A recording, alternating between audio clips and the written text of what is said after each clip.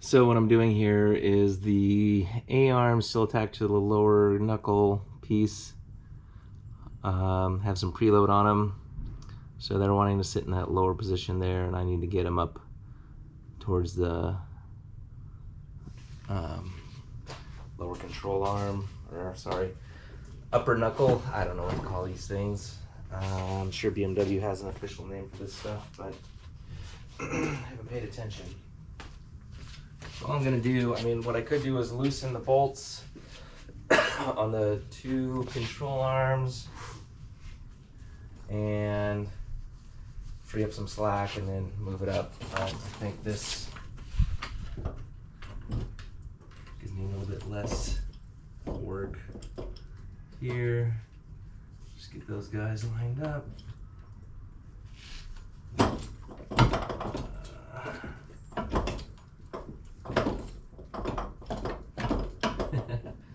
Easier said than done, right? Alright, I've got the 3 lower bolts in, and I'm going to torque them because I'm going to start hanging caliper and rotor. It's going to be harder to get to. I'm going to set to like 90 foot-pounds. I'm sure there's a spec on it, but it's 17mm head, which is probably a 12mm bolt. Should both take 80, 90 pounds pretty easily.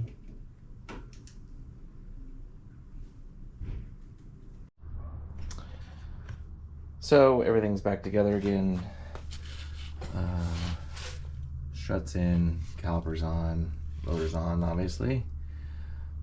I measured this distance here with a caliper, it's 77mm, and set up the other side, same height, and that way they'll be roughly similar, and that's close enough. Obviously, depending on how much preload you have, we'll change that height, assuming that they're both set with 0 preload or just touching.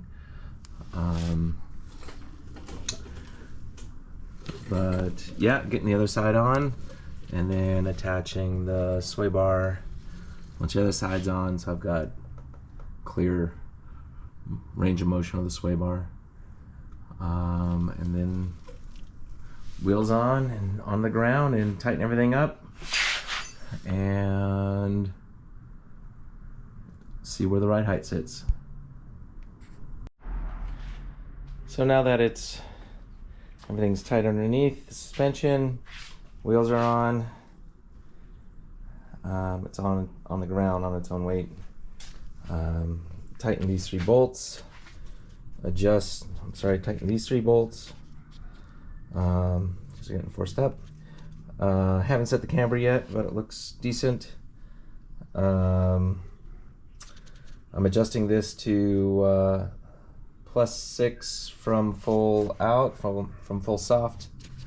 It's really light. We always can go stiffer. I like it with a lot of movement. These are tight.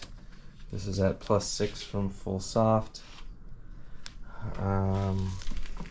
Wheel on. Grill's looking fresh. And it's time to go for a drive.